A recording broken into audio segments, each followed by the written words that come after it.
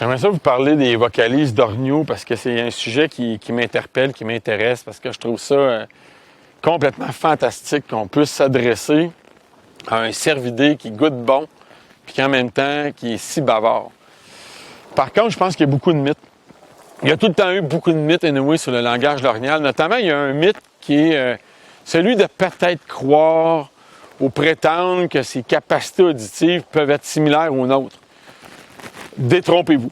Le pavillon de l'oreille de l'orignal, il est immense, son tympan, il est immense, puis ses oreilles sont multidirectionnelles.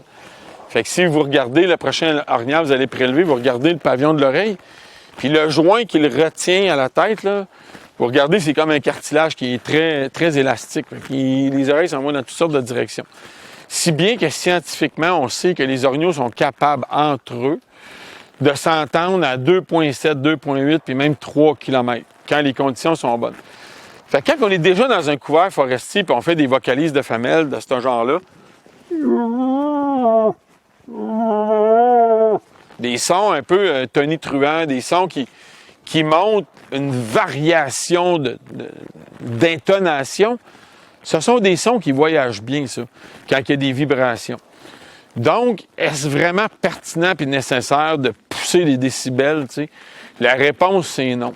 Surtout si on a un cornet d'écorce qui est opaque, là, celui que j'ai, celui-ci est en bois. Alors, si c'est opaque, c'est sûr qu'on s'en va propulser ces sons-là à des bonnes distances. Le boc, c'est la même affaire, tu sais. Un call de boc, en général, là, il dure à peu près 0,6, 0,7 secondes. Ça l'explose.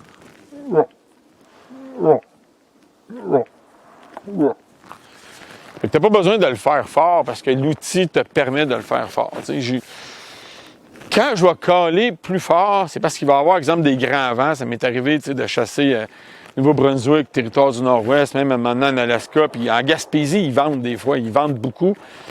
Ça va m'arriver de caler un petit peu plus fort parce que je sais que le vent peut altérer la portée de mes cales, mais de façon générale, je force pas ma voix.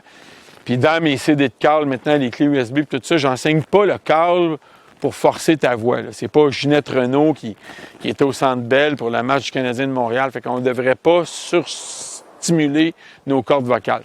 On peut boire de l'eau avant pour être sûr, puis faire des petits cales avant. Pas fort pour être sûr que si on prend le cornet, ben, pas cassé. Fait que je vous invite à pratiquer parce que dans le fond, à un moment donné, ce qui manque, c'est la pratique et la confiance. Puis quand on fait venir un orignal sur le cale, que ce soit en faisant le boc ou la femelle, bien, ça devient un événement. Là. C'est de quoi qu'on se souvient toute sa vie. Après ça, on le mange à fondu dans l'assiette, puis on se souvient qu'on a engagé une discussion avec cet animal-là. C'est remarquable. C'est pas tous les animaux à l'échelle planétaire qu'on peut attirer en faisant des vocalises.